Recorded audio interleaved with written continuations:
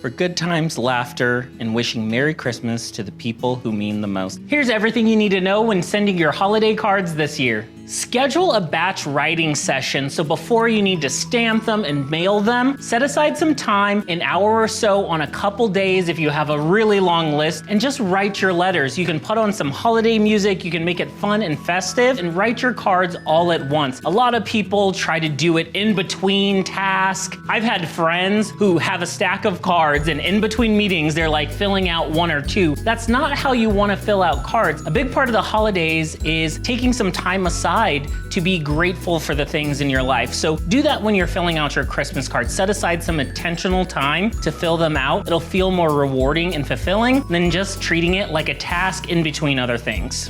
Give it a personal touch, and this doesn't take much. Christmas cards, people aren't expecting a novel. They just want a short and sweet message. So keep things simple. Maybe you can come up with a message about what you're enjoying about the holidays and then add just a personal touch of a favorite memory or something you're looking forward to for that person this year. If you're feeling stuck, there's AI writing tools out there that can help you generate thoughtful messages, and you can add your own little personal touch to them. You can give it a prompt and it'll give you some options to help thoughts start. I'd like to write a message to the coach of my kids' Little League team that they won their big game this year. Now, don't just copy what AI tools have to do, but they can definitely work as a thought starter for you to begin a message, and then you can adjust the words accordingly. These are great for teachers who have maybe had a big impact in your life. This is great for friends and family who maybe you moved into a new house this year and they helped you pack up and move. You can include things like that, sentiments like that. My neighbor who dog sat for me. Don't be afraid to take the assistance of technology to help you get your project done. And leave generic ones for delivery people who come by. If somebody drops a package off at your house, have some blank ones that just say like, thank you for working hard over the holidays to deliver joy in packages to people. You can make cards for everybody. They're the real Santa Claus. David.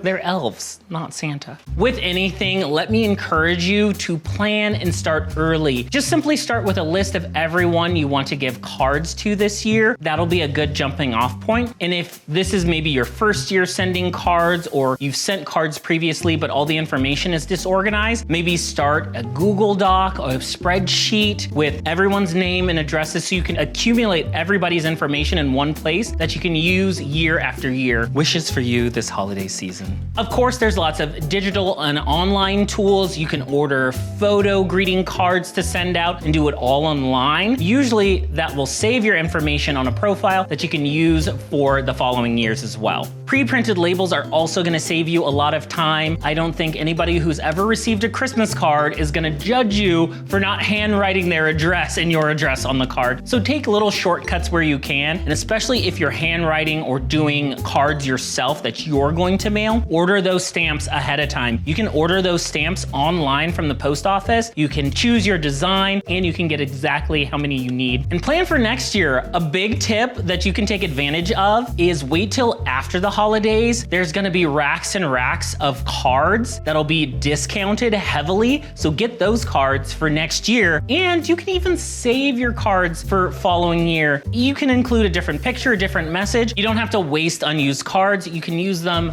in following years, or if you know somebody else who maybe sent theirs out and they have extra, just do a swap. So they get your cards and you get their leftover cards, and now you're sending different cards. So ask some friends and family if they have any leftovers and if they want to swap with you. Oftentimes when I'm writing a note or a letter for somebody, I struggle with doing the words right on the card or right on the paper. So what I like to do is I like to pre-write my messages either in a Word document or in notes on my phone. I'll go ahead and write my message out, type it out like I'm doing a text message, and then I can read it, edit it, figure out exactly what I want to say before I commit that to paper and before I handwrite that into the card. So if you struggle with words and you want to make sure things are maybe spelled correctly or make sense, go ahead and do them in your phone first, and then you can transfer them to your card. Sending cards every year is just a small token of your appreciation that you can send to friends and family and people who have made a difference in your year. So use this opportunity as an occasion to reflect and spread some joy this holiday season.